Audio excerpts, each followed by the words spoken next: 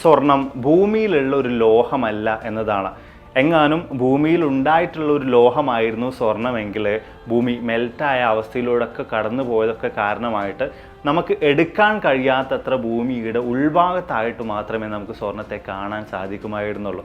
പക്ഷേ ഇവിടെ നമ്മൾ നോക്കുമ്പോൾ സ്വർണ്ണമുള്ളത് ഭൂമിയുടെ ഔട്ടർ സർഫേസിലാണ്. അങ്ങനെയാണെങ്കിൽ പിന്നെ ഈ സ്വർണം എവിടുന്ന് വന്നു?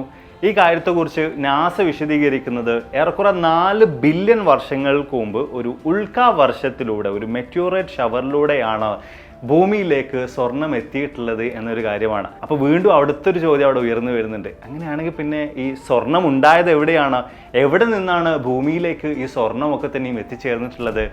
ഈ കാര്യത്തെക്കുറിച്ച് നാസയുടെ എക്സ്പ്ലനേഷൻ എന്ന് പറയുന്നത് സൂപ്പർനോവ എക്സ്പ്ലോഷൻ്റെ ഭാഗമായിട്ട്, അല്ലെങ്കിൽ 2 ന്യൂട്രോൺ സ്റ്റാർസ് പരസ്പരം കൂട്ടിയിടിക്കുന്നതിൻ്റെ ഭാഗമായിട്ടാണ് ഗോൾഡ് ഉണ്ടായിട്ടുള്ളത് എന്നൊരു കാര്യമാണ്.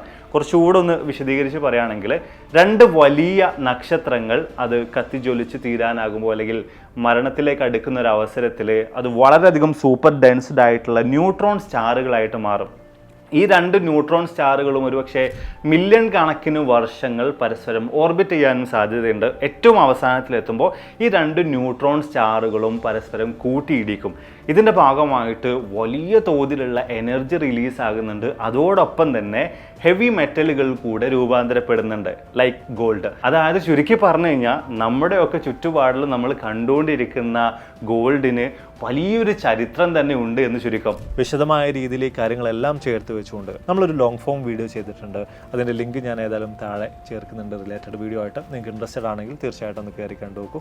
അപ്പോൾ മറ്റൊരു ഇൻട്രസ്റ്റിംഗ് വീഡിയോയിൽ വീണ്ടും കാണാം.